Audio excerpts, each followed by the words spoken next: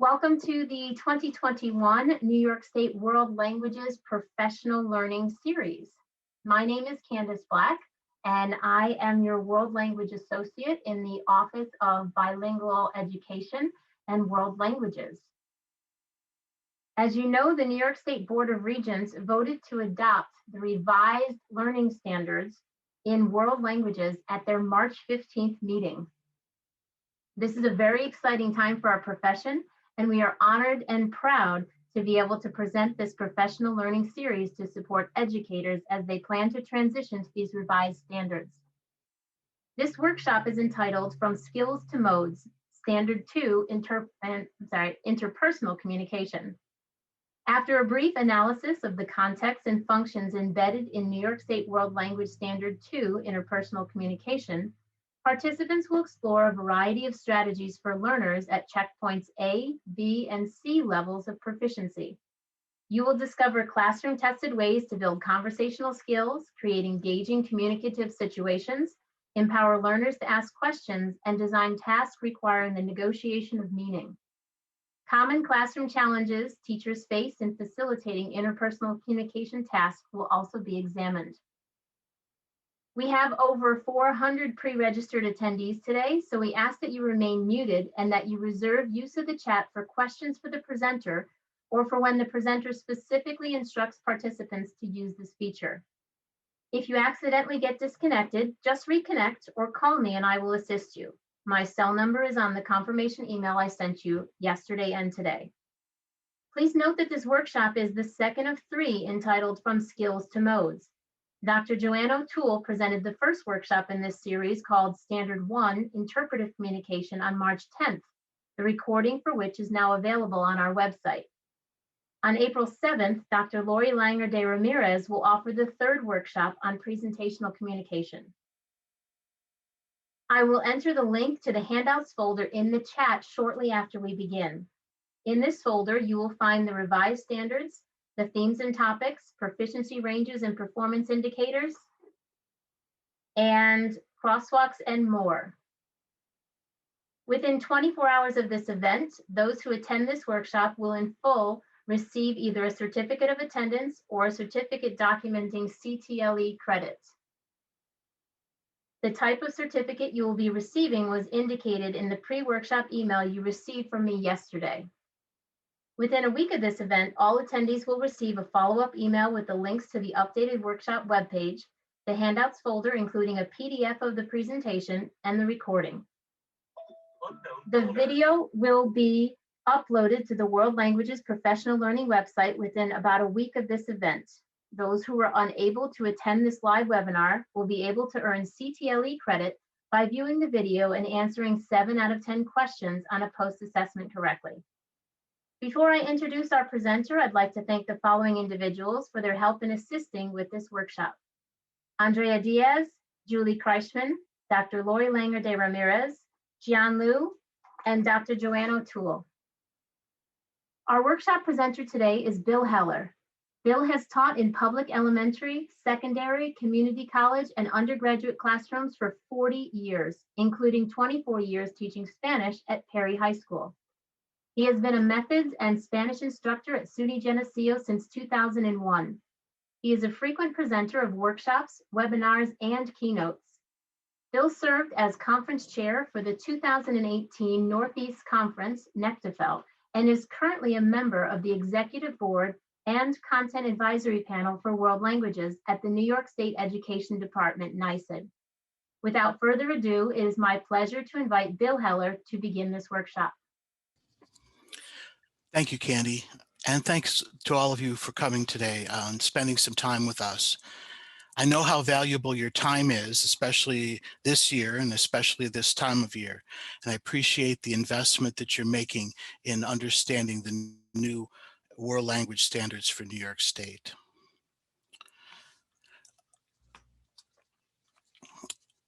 Throughout the workshop, you'll see these different symbols. We're going to ask you to keep your microphones muted, and if you're on telephone, make sure you also mute your telephone.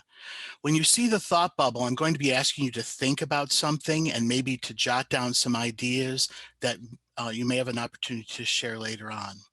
There will be a time at the end for questions and comments, and you'll see the chat box icon then. And when you see the folder, that will be an indication that the document you're looking at will be found inside the workshop folder in its entirety. As Candy said, this is the second in a series of workshops. 2 weeks ago, we had Standard 1 Interpretive with Dr. Joanne O'Toole. That information is already on the stated website along with the recording. The recording for this workshop will be up in about a week. And then in 2 weeks, we get to hear Dr. Lori Longarde Ramirez talk about Presentational Communication Standard 3.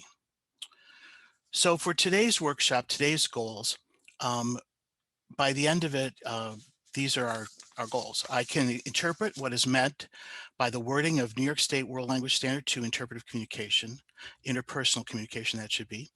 I can identify the key language functions in New York State World Standard 2. I can explain the role of formulaic language in developing communicative proficiency, and I can identify ways to meaningfully enact Standard 2 interpersonal communication. So on March 15th, the Board of Regents finally gave approval to the New York State World Language Standards. After several years of work and collaboration with teachers from every corner of the state, 5 key standards emerged. I'm sure that many of you were involved, and in fact, I know that many of you were involved in that work. The first 3 standards deal with communication. Today's workshop will provide you with an in-depth analysis of Modern Languages Standard 2, Interpersonal Communication. For teachers of classical languages, interpersonal communication is your standard 3. This document is available in the folder for today's workshop. Standards 4 and 5 address the integration of culture and explore how learners can use the language to understand cultural perspectives and make cross-cultural comparisons. You will see that some of the interpersonal activities that I use today have a strong cultural context that could be exploited to address standards 4 and 5 as well. These standards will be addressed in future workshops from State Ed. I'd like you to think for a moment. If you asked your students when they came into language class what they want to get out of the class, what are they going to say? What would they say they want to get out of it? Well, in my experience, and perhaps yours too, most students say that they want to be able to speak the language. I'm fortunate enough to have maintained contact with many former students in this age of social media. A few times a year, I get a message from a former student from 5, 10, maybe even 20 years ago, who may have not have studied any more Spanish after leaving the classroom, who joyfully report having used their Spanish in a real-world situation, either traveling or in a school context or engaged in acts of community service. They express how happy they are that they can still recall their Spanish and gratitude for having learned real-world uses of the language. And in nearly all of the situations that they involve interpersonal communication of one form or another. So what makes up interpersonal communication? For me, I think it's the most cognitively demanding of the 3 modes of communication, in that it's done spontaneously and requires both input and output by the conversation partners. The conversation partners, or the interlocutors, receive input, and in processing the input, they focus on meaning and not form. Both interlocutors then provide output, and then meaning is negotiated in real time, either in speech, signing, or through synchronous text messaging. There's a lot going on here cognitively in real time within a short period of time. So let's take a look at Standard 2.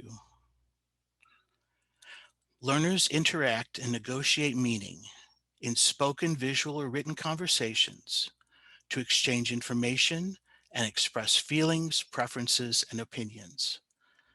Let's break down its parts. Learners interact and negotiate meaning. These are the 2 contexts in which communications take place.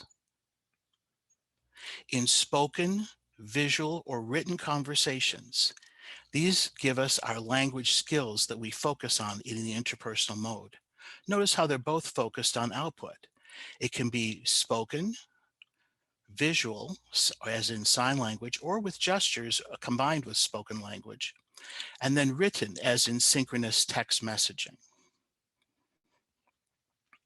To exchange information and express feelings, preferences, and opinions. These are our language functions. Let's take a closer look at this notion of language functions. A language function is simply described by our venerable 1986 syllabus, Modern Languages for Communication, as a purpose for using language. You may recall the 4 functions that were used in that syllabus were applied to all standards. In the new New York State World Language Standards, we've identified specific functions for each standard that align with the necessiful, actful, can-do statements, which are based on the actful proficiency guidelines. You can consider these main functions as 4 big buckets in which we can group different communicative purposes. For example, exchange information, make an appointment, ask for or give directions, accept or refuse invitations. Those would be opportunities to exchange information or demonstrations of that language function. Express feelings. We can ask or tell about feelings. We can complain. We can offer congratulations. Express preferences. In that bucket, we have things like tell likes and dislikes, make a request, or ask or give advice. And then in the bucket of expressing opinions, we have agree or disagree, make comparisons, or criticize. These are examples of all ways to manifest these 4 interpersonal language functions.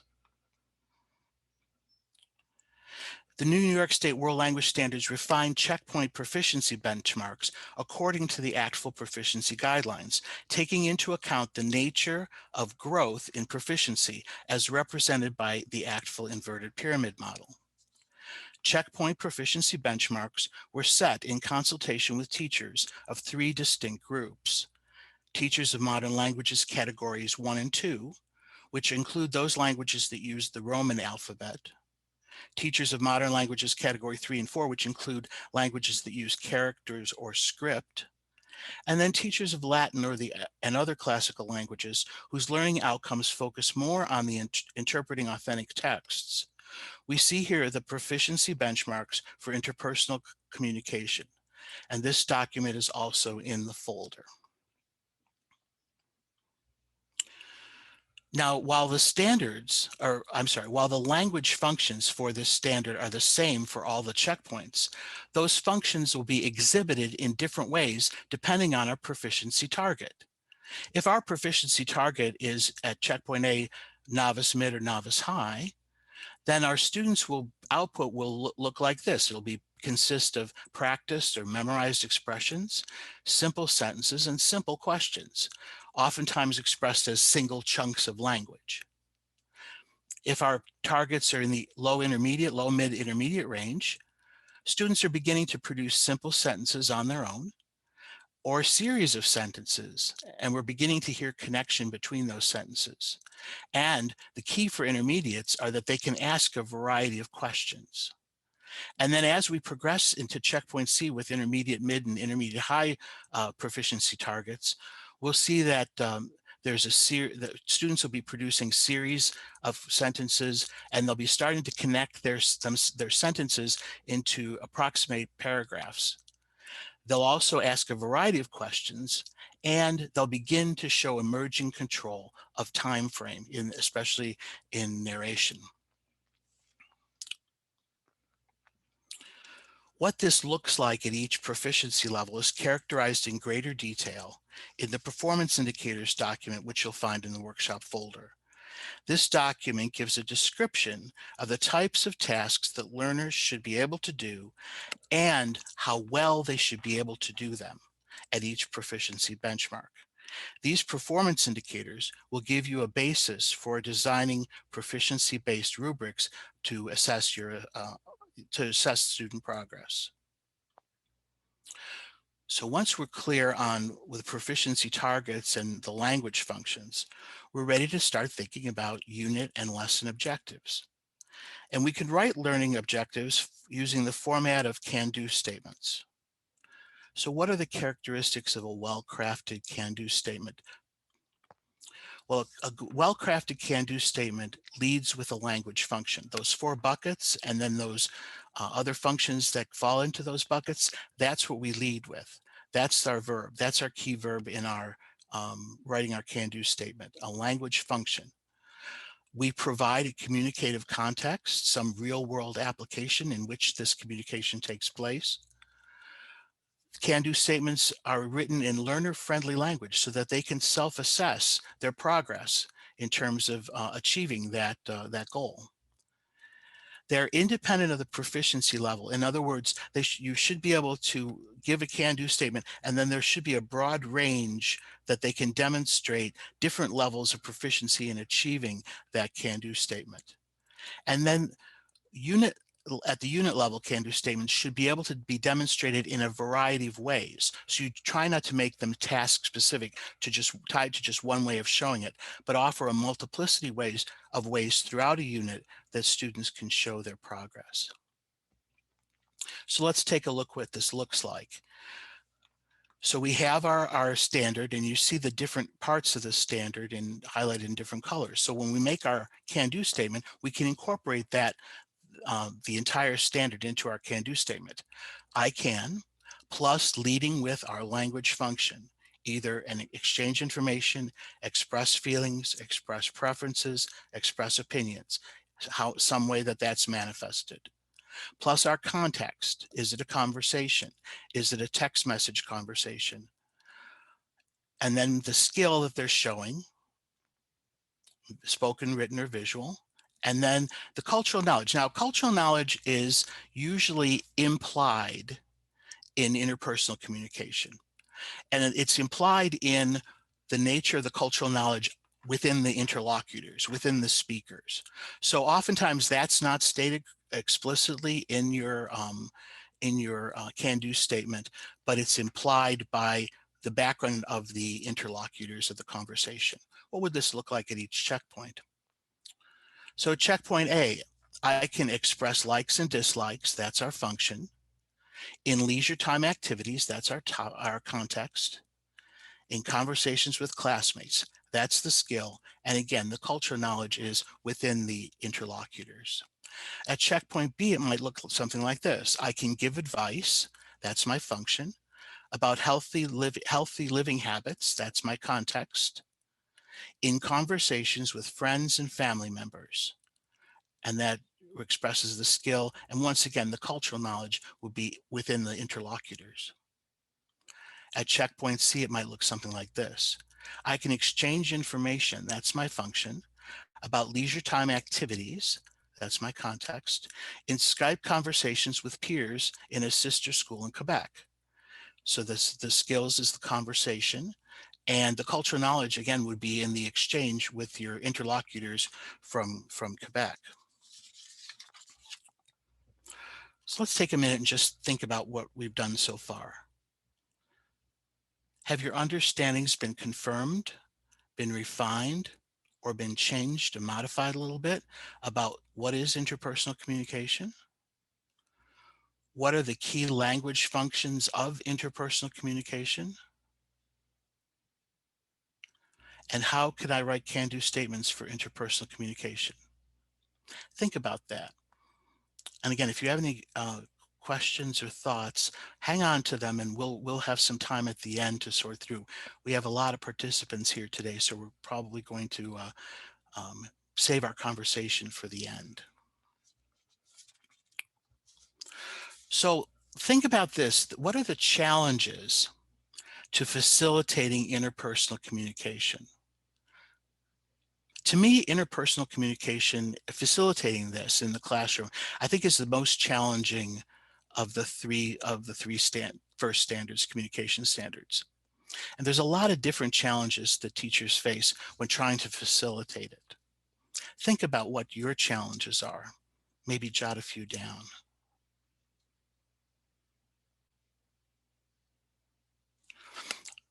Well, here, I'll show you my list. Getting students to stay on task. So if you have them all talking at once all around the room, it's like herding cats sometimes. having them stay in the target language. That's a major issue. And I think that that can be facilitated best by making sure we have proper scaffolding. And we'll talk about some techniques for that. The fear of speaking. Some students don't like to speak at all, even in their first language, let alone in the second language. And kids can be really self-conscious about making mistakes, especially adolescents. Motivation.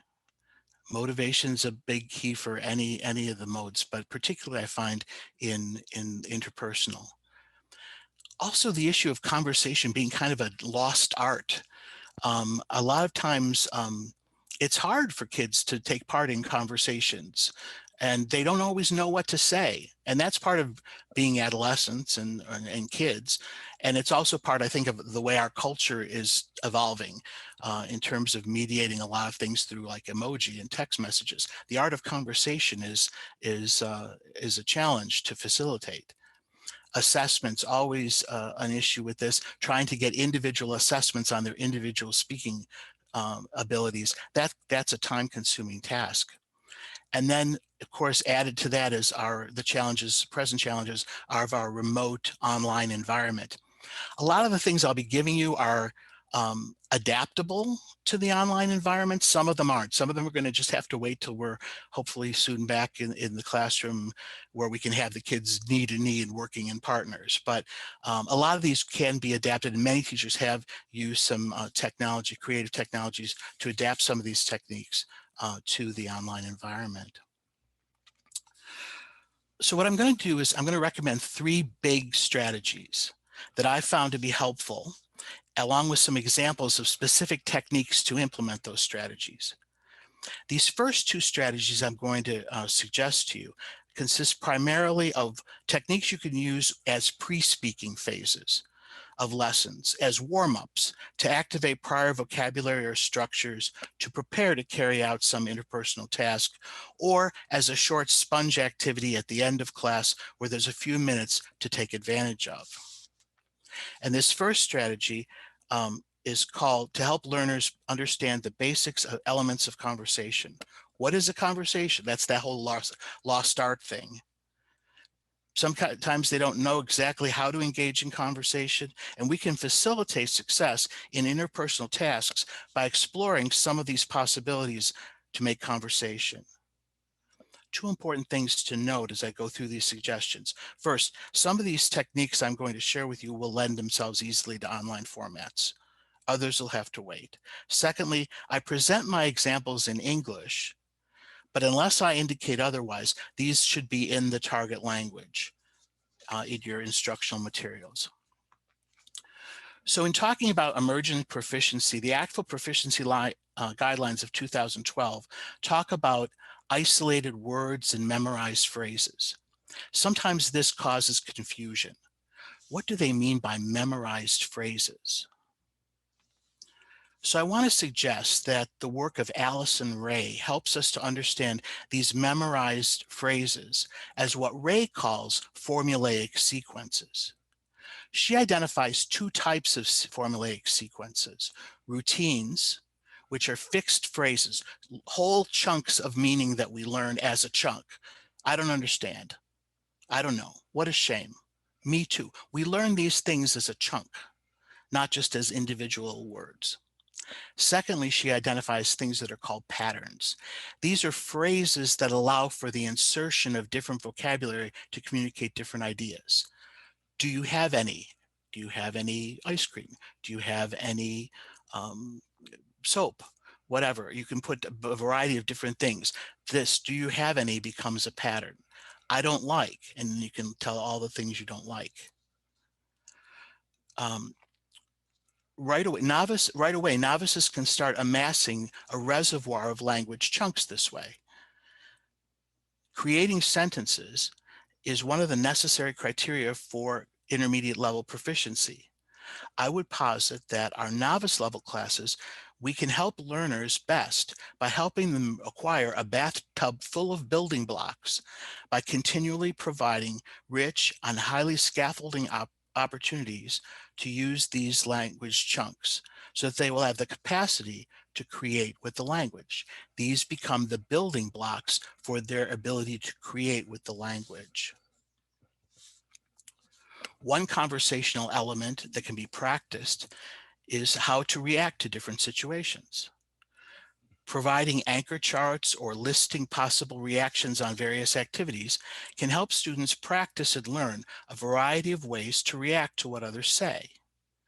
Use emoji as a visual support to understand the meaning of the different reactions. You can either present pictures and have the students react in the target language, and maybe give them an opportunity to give a variety of reactions and maybe reasons. Or later on, you can give them situations like you woke up and you just found out that there's no school. What's your reaction? Or you found out that your father just won the lottery. What's your reaction? And so you could give situations in the target language and have them practice these reactions. Again, this is a pre-warm-up type activity that you can use and then apply those same reactions to another conversational situation. Another defining characteristic of progress from novice to intermediate level is the ability to ask questions as well as answer them. One technique to help students practice forming yes or no questions is a play on a variation of the commercial game of headbands. In this version, I give groups of 3 or 4 a deck of cards with names of famous people. You could also do this with names of objects. The cards are mixed up and placed in a pile face down in the center of the table. The first player picks up a card without looking at it and holds it to their forehead, like I am doing right now. Then that player asks a series of yes or no questions to try and figure out who that person is. Am I a woman? Yes or no. Am I dead? Am I an athlete? So, etc. And so they try and guess who their person is in as few questions as possible. You can gamify this in different ways if you want. Students can keep track of how many questions they need to guess, with the student with the lowest number of questions gaining bragging rights. Another way to do this is to make each group a team in competition with the other groups in the class to successfully get through the most cards in a fixed amount of time. Whatever works for your group. This technique will help with the function of exchanging information.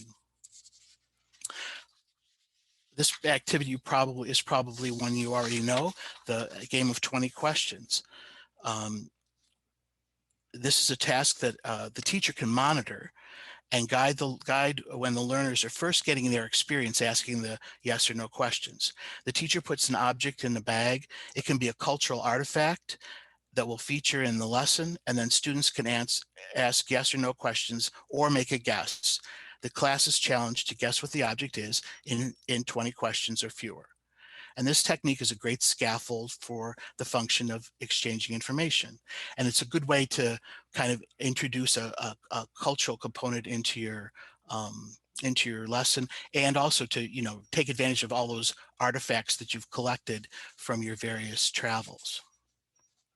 Here's our mate from Argentina that we have in our bag. To help novices to get the hang of how conversation elements fit together, we can scaffold the skill with guided conversation. In this activity, you script out a short conversation, giving the learners lots of possibilities to personalize their own conversations. It gives students confidence and allows students to add additional patterns and routines to their personal toolkit. The teacher presents and goes over the structure of the conversation. In this case, it's about what students are going to do on the weekend using the near future.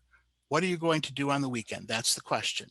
And then you give them plenty of options that they could say in response. And if they want to add some of their own, fine, they can do that. But you've got plenty of things for them to say, all correctly written out. Then they can add some details. And then you can work making it a conversation by adding reactions to it. So it's all there in front of them, and it's a good way for them to just start getting to know what a conversation looks like, what those elements are, how those elements fit together, and all the things that they can say all the things that they can communicate, and they're all right there for them. They can walk around the room, have that conversation with one partner, then say goodbye, and then greet another partner, have another conversation. And you can have them doing several conversations. Again, it's what I like to call drill without the kill. It's lots of repetition, but there's new context. It's enjoyable. They're learning about their classmates. You're building classroom community. It's particularly helpful for exploring communicative functions of exchanging information and expressing opinions. The second big strategy is negotiating meaning, teaching students how to negotiate meaning and opportunities for this. Here are some simple techniques to use as warm-up activities or sponge activities. One of them is the classic information gap activity, and I'm sure that many of you have used this activity before. And in this particular format, students each get different pictures. In this case, I found pictures of a week's worth of groceries for two families, one in Guatemala, the other in Mexico. The students are challenged to find two similarities and two differences between what the families consume without showing their picture to each other. You can supply phrases that scaffold for the learners. You know, how many people are in the family? Did they eat any of this? Did they buy any of that? How to respond. And you give them that scaffold so that they can have the conversation and ask the questions to each other to find out what their similarities and differences are. And then this is great for exchanging information. Another takeoff on the information gap activity can be used to practice another skill, the skill in negotiating meaning, the skill of circumlocution, how to cope with a situation when you don't know a specific word, but are able to describe what is needed. In this activity, the students have to tell the maid in their hotel that something is missing or not working in their room. They circumlocute the objects they see, and their partner, in the role of the maid, supplies the correct word. Obviously, the words will be written in the target language. This is another technique to introduce the function of exchanging information. And again, you provide this types of scaffolds that they're going to need to circumlocute. It doesn't work, it's missing, and so forth. Then they can form the sentences to do this. Then they get as you see it structured here, they get to 4 questions as the occupant of the room, as the guest, and 4 as the maid, to where they would give the word that the person was looking for. This is based on a real life experience in the Chateau Frontenac in Quebec, where I had to get toilet paper when I was in 10th grade. So the third strategy is starting to put things together and creating a context for communication. Now think for a minute. Imagine you were a fly on the wall in your school. If I were a fly on the wall, I would look just like that. Imagine that you're in the cafeteria or in the school bus. What are your students talking about? Think about that. What are your students talking about?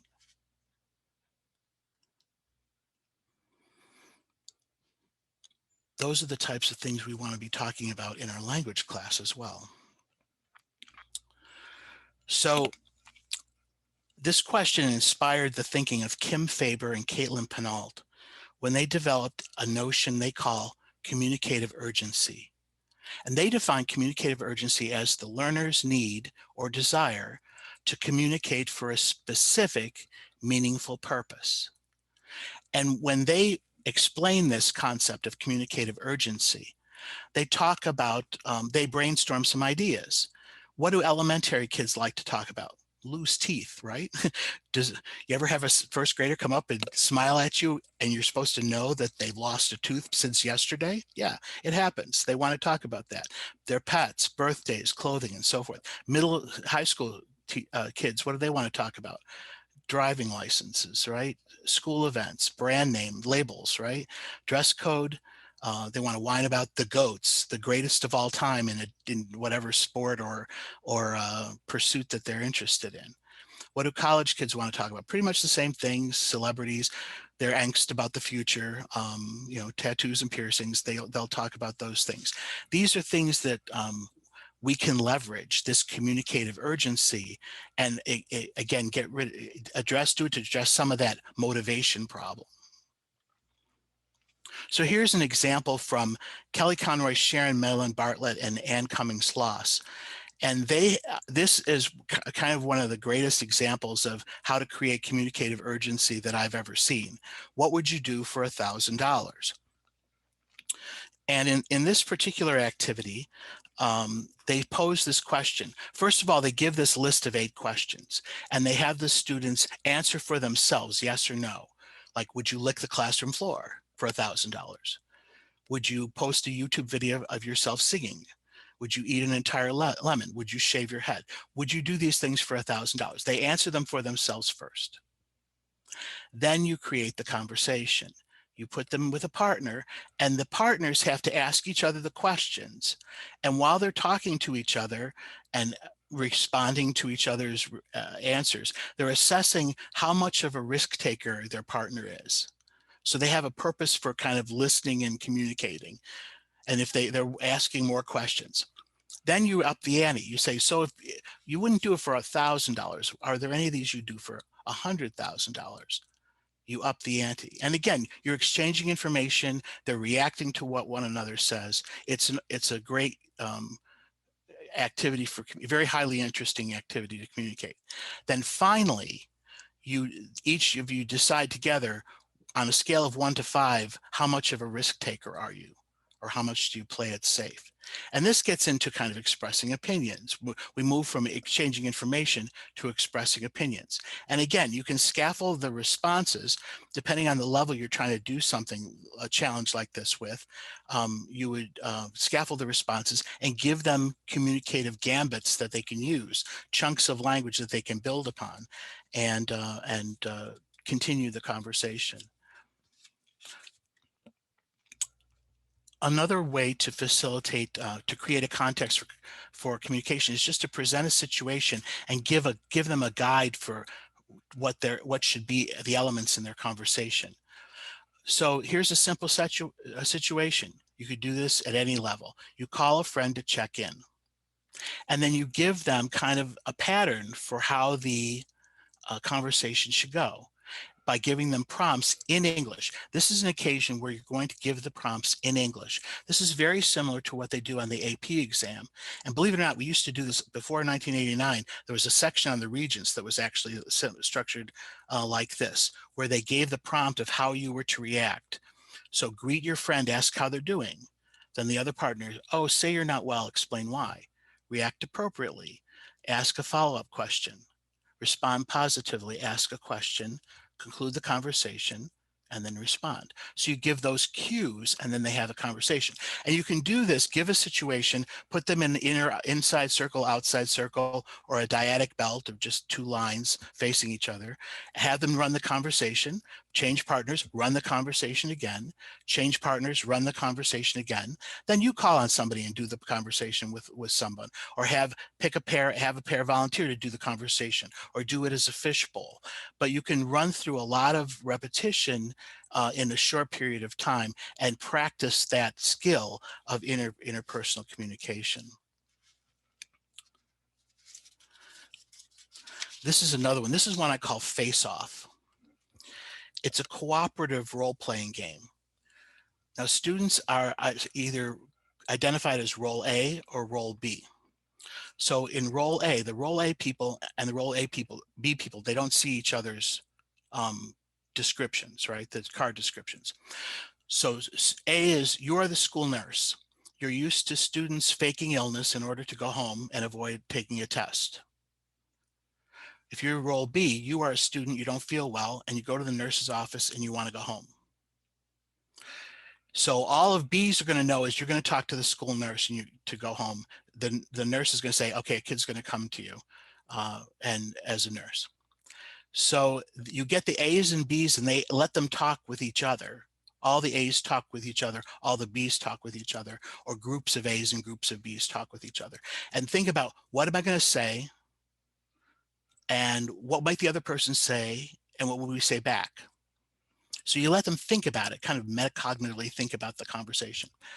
Then in a fishbowl style, you call up an A, call up a B, and have them negotiate the conversation. And the A and B who are called up, they can turn to their teammates for lifelines if they want, so that the team can help them in the conversation. And then you can engage in the conversation. You could try another group, try it again, and then follow up and with a different situation, try a different situation, a different scenario, or try turn it into a presentational task. I'll show you how that works later. Another context for interpersonal communication can be taking surveys. Have students take a 20 to 25 question survey on a topic related to your unit theme. And this is a great way to, if you know anything about structured input activities, Lee and Van Patten, that's how I structure this survey usually to practice that. But this one's about preferences. They answer a bunch of questions, just answer them on their own on this continuum. Then you assign each student a different question, and they go around and ask their classmates the question. Their classmates give their answers. You react to what the classmate says. The classmate asks you his question or her question. You react, and then you record. And then you can have a conversation at the end about things that surprised you, things that you learned. They could report out. And then you could turn this into a presentational task if you wanted to, of reporting the survey results. Now, for me, there's no more authentic context for communication than those strategies that we use to create classroom community. And we've heard a lot this year about social emotional learning and creating classroom community and how vital it is, especially in the online environment. And for me, these are the types of tasks that create that classroom community. And one simple way to facilitate building classroom community is a signature search. Students receive a grid with different information in each box. They go around the room asking questions of a classmate until the classmate answers yes. They can respond to their conversation partner's answers using simple reactions as a guide in the box, or ask for more information. Then they reverse the roles. This particular activity can be done with a number of different questions and lexical sets. When doing group mixer and pair activities, it's important to take time setting up the activity, to model the conversation several times before the beginning of the activity. Making the expectations of target language use clear and doable is the key to the success of this technique. You have to show them that all the language you need is there, and you can stay in the target language. See, here's how it's done. And you just do one model after another. This one's a very simple one on what do you like to do on the weekend. You could do it easily at checkpoint A. This technique is particularly useful to practice the functions of exchanging information or expressing preferences. Another way to build classroom community is the classical game of two truths and a lie. This can be related to just about any theme or topic. And you can scaffold the activity at lower levels by giving a menu of options to help them build complete sentences. When they figure out their two truths and a lie, they can mix with classmates to give their 3 sentences to see if the conversation partner can guess the lie. Again, offer support for reactions and responding in the target language to make it a true conversation, a way to maybe ask for more information, or really, or when did you do that? This is good for the function of exchanging information, expressing preferences or opinions, depending on the way the task is presented or depending on how you set up the menu for options. Also, resources, there's tons of resources out there for SEL, social emotional learning, and restorative circles. And here's one technique of using the restorative circle, the protocol. Now, there's a specific protocol for this that I don't have time to go into depth with, but basically you have a circle and you have rules in the circle of how it works. And they have an object, usually there's an object. So whoever has the object gets to speak and everyone else has to listen to that person. So the leader, you as the leader, would give a prompt or a sentence starter. Then one student would take the speaking object and respond to the prompt. Then another student who wants to speak would get this get the speaking object, they would take it, they would respond to the person who spoke,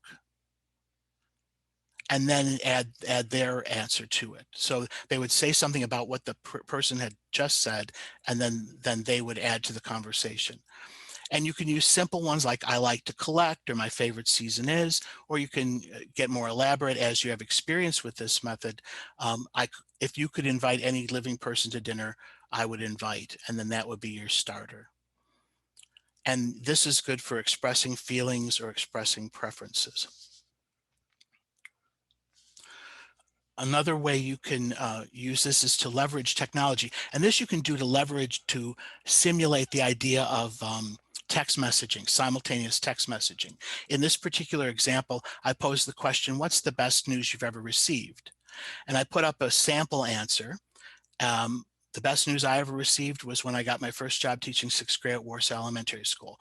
And I have my class picture from my 6th grade class. And then the students could respond to me in real time, and they could initiate, and then they would put their own answer up, and their classmates could respond in real time. You have to know your kids to know if they can handle that, but after some time, if you build enough classroom community, that they should be able to handle this. So they're texting back and forth kind of in real time, reacting, and it simulates the idea of a text message conversation for exchanging information, or you could do it with expressing opinions. Finally, here's one where you can just start a conversation about something as a lead-in to examining some authentic resources. In this one, I posed the question, they just talked with a shoulder partner. Do you lose things often? What things do you misplace most often? And they talked with each other about things that they lose. Then we reported out, talked about what we lose all the time. I talked about mislaying my keys all the time. Then we looked at then we could look at these authentic resources from that show what are the 17 most commonly left behind objects on a subway system in a city in China. And it shows the different objects, the umbrella, a cap, money, and so forth. And then in the other one, it shows bizarre things that they found, like samurai swords and sewing machines and things like that people have left on the subway. And again, you use the conversation as a lead-in to examining the authentic resource. So how does this look like when it's put all together? So here's an example of a checkpoint A learning scenario. Say I'm doing a unit theme on a balanced life. I might start out a lesson doing a circle, doing one of those Monday morning warm-up circles. Check in, inviting the class members to talk about their favorite activity. That would be interpersonal. Then I'd take a survey about the frequency of participation. So we've generated some ideas. Now we're going to take a survey. They're going to ask their classmates. Again, more interpersonal communication. Then I could have the students graph and present their findings of what they found in the survey. That would be a presentational task. And then finally, I could have them compare their results to an infographic that you see on the right about leisure preferences in another country, and that would be an interpretive activity. So we can use the interpersonal mode as a launch pad into the presentational and the interpretive mode.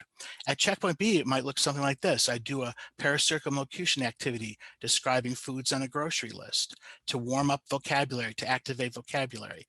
Then do our information gap activity where we have the two pictures comparing the grocery purchases for a week in two different families in two different countries. And then we can find similarities and differences with what your household buys in a week in groceries compared to families in the pictures. And that would be an interpretive activity because we'd be interpreting the images and then applying it to our own situation. So that would take what we found out in the interpersonal activity, and then we would be applying it as an interpreting the images. Then we could present to the class what we found, and that would be a presentational activity. Here's another checkpoint B1 with our A-B role play, our face-off game.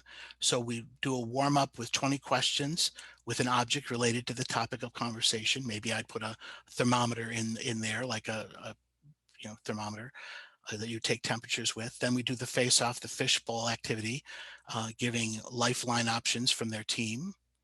And then we could do a presentational activity where I had them do the same scenario, but create a comic strip of their version of how the conversation would look using an online conversation generator. At Checkpoint C, doing a unit on role models, heroes, and influencers. That would be my unit theme. I might do a warm-up with the headbands activity, asking questions about famous people. Then I would do a circle activity about what living person would you invite to dinner, who they'd invite to dinner, and do that activity as a conversation. And then do a guided conversation with the partner making up an invitation to the famous person. So on the right, you see a guided conversation with cues in English from calling the person up and inviting them to dinner, and setting a date and a time to have dinner together. So let's take a look at today's goals. I can interpret what is meant by the wording of Standard 2 interpersonal communication. I can identify the key language functions of New York State World Standard 2. I can explain the role of formulaic language in developing communicative proficiency, and I can identify ways to meaningfully enact Standard 2 interpersonal communication. So at this point, we have some time for some Q&A and comments. I'm going to ask my friends and colleagues, Dr. Lori Langer de Ramirez and Dr. Joanne O'Toole and Candy Black, to pop in, and they've been monitoring the chat box while I've been chatting on here, and invite them to help interpret some of the questions that you may have and things that you may have been commenting upon. So if you want to enter those in the chat box, please feel free to do that right now. So Bill, this is Joanne. While people are getting their questions and comments in the chat, I'll point out a couple questions that were asked previously. One person asked for the communicative urgency type of task, what that might look like at the novice level. That's a great question. I think a lot of these are just finding the topic and then you just scaffold it very, very quickly.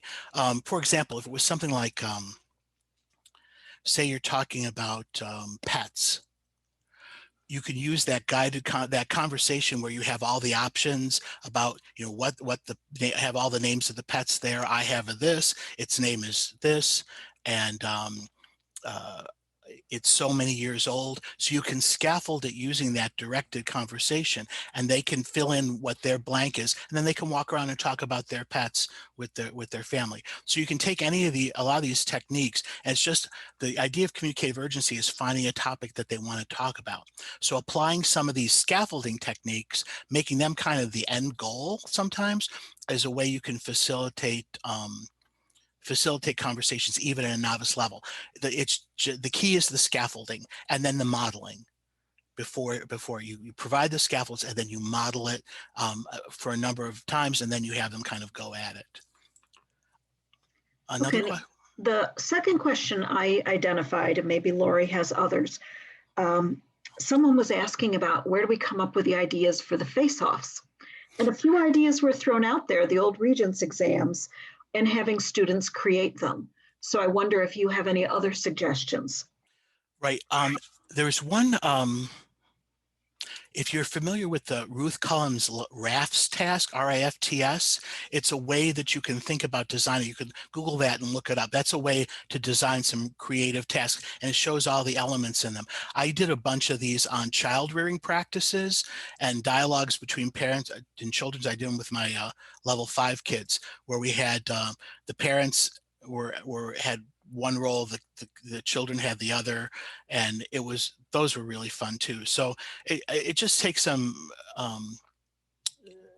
thinking about what your unit theme is, and then what are all the conversations that could take place in those contexts, and then how can you create a situation where it's you put a little twist on it. And again, for your Checkpoint C students, they're approaching pre-advanced, so they have to start learning how to handle complications. In other words, hearing something that they don't expect. So it's a really good exercise for Checkpoint C. Bill, there are a few ordinal questions that seem to be coming up. So questions around where do students get the language to be able to do some of these activities, right? And a lot of connecting back to Joanne's excellent presentation 2 weeks ago. So something about the order of some of these activities. And then the bigger question, where do teachers start if they want to revamp, restart their curriculum from scratch? So kind of 2 levels of order questions. Gotcha. I don't have all the answers to these questions, but for me, a lot of it is starting small, like, and that scaffolding is so important. Giving the students these anchor charts, putting right on the activity all the possible things they can say, using the emoji to teach the reactions, just to start with that, just to start teaching a few reactions and then adding a few to the mix every couple weeks, and then taking that repertoire of reactions that you're building and incorporate them into activities where they're constantly using them and constantly seeing them. I think that's the way to start, is start building up that. And for me, it was always, okay, I would sit down with my unit theme and I would say, okay, what do we want to talk about here? And I would actually write down things that the students were going to need to communicate. I would actually write this down at the beginning of the unit, and I would actually give them a sheet of these. We actually did it in the context of a game called 1, 2, 3, 4, and they would have this sheet through the whole unit, and they would and in those moments where if you finish early, if you finish early task was always this 1, 2, 3, 4 activity, and they would pull it out because it would always be run on a colored piece of paper that they could easily get their hands on, and they would pull out and they would quiz each other on these rejoinders and question words and things like that. And so that's how I did it, and I found it effective. That it was just something that you'd practice. You could put it on Quizlet deck, make a Quizlet deck of these things as well. Where do you start in terms of your curriculum? I think that's going to take a lot of conversations with colleagues, but I think just look at what you're doing, see what you like about what you're doing, and see where what you're doing fits in to what to this scheme of the new standards. And then think about, I oftentimes use the idea of a junk drawer. You have all these techniques and all these materials and all these things in your junk drawer. So think about doing a Marie Kondo on your junk drawer. Dump it out, empty it out, and then take everything back, look at it, say, is this something I want to keep? I'll put it back in my drawer. And then if this something, you know what, this isn't going to make it anymore, give it a toss, say thank you, goodbye, and then you leave some new room in your drawers to pick up some new ideas. So I think that's, it's a matter of looking at your own practice, figuring out what you do well, figuring out what you did better, and then exploring those specific things, making those your professional development goals. Again, we're going to have a lot of professional development coming in the next year specifically for these standards. But if you want to consider that, continue that conversation specifically, feel free to email me anytime and bounce off some ideas. I'm happy to do so. Other questions? So Bill, a question that is recurring is about assessment. So Yes. Could you speak to that? Yeah, I wish I had more time to get into assessment because it really is a whole bailiwick on its own. And so I didn't have time to do it justice. And we will be at the state level, we're going to be working again with committees to develop rubrics to take those performance indicators and put them into rubrics for each of the standards so that you'll have some concrete things to work from that take those performance indicators and put them into assessment rubrics. The specific issue about interpersonal communication is the idea of getting around, doing the personal interviews, but also if you want to look up it's called the TALK protocol, TALK, by Shrum and Glisson. And what they have you do, they have the TALK stand for different things, and T is for target language. So one activity, you have them working in pairs on some info gap activity, and you walk around with your clipboard and you just check to see who's using the target language. Then the next time you might check for another dimension. A is accuracy. So you might go around and listen for accuracy, and and they used a plus check minus system, scoring system on their clipboard. And that was the way, after they did the TALK, then they had the 4 grades, and then they had some sort of assessment rubric to match it up to. So if you look up if you Google talk TALK as an acronym, or T period, A period, L period, K period, and Shrum and Glisten, you'll find it explained in more detail than I can do here. That's just one technique for do that, but I think as we develop these rubrics for interpersonal communication, it'll become a little more easier. One of the ways with my college students, I have them on Flipgrid right now, and they're recording their conversations on Flipgrid, and then I give them each individual feedback based on their Flipgrid conversations. I know we're getting toward the end. I know we could go on. I really appreciate your questions. The next presentation is April 7th with Dr. Lori Langer de Ramirez. She'll be talking on presentational communication. And as we said, the PDF of the slides will be in the folder immediately following the presentation. And then there are references too, if you want to find some of the people I referred to, some of the resources you can look up as well. So thank you so much for coming. I'll turn it back over to Candy so she can bring this to a conclusion. But I really appreciate your participation and your attention. I know I laid a lot upon you in a very short period of time, and thank you for that, your indulgence. Thanks, Bill. That was fantastic. I really appreciate you offering this. So as Bill said, we'll be sending out certificates later tonight for everyone who was in attendance. And if you provided your required information, you'll get a CTLE certificate. We'll also be sending out a confirmation email with the link to the Google folder, which will include a PDF of the presentation. With that, I want to thank all of our assistants today. I want to thank our presenter, Bill Heller, and the 2 other people on our executive committee, Dr. Joanne O'Toole and Dr. Lori Langer de Ramirez, as well as our waiting room attendants. Have a wonderful day, everyone, and please consider attending our next workshop on April 7th on presentational communication.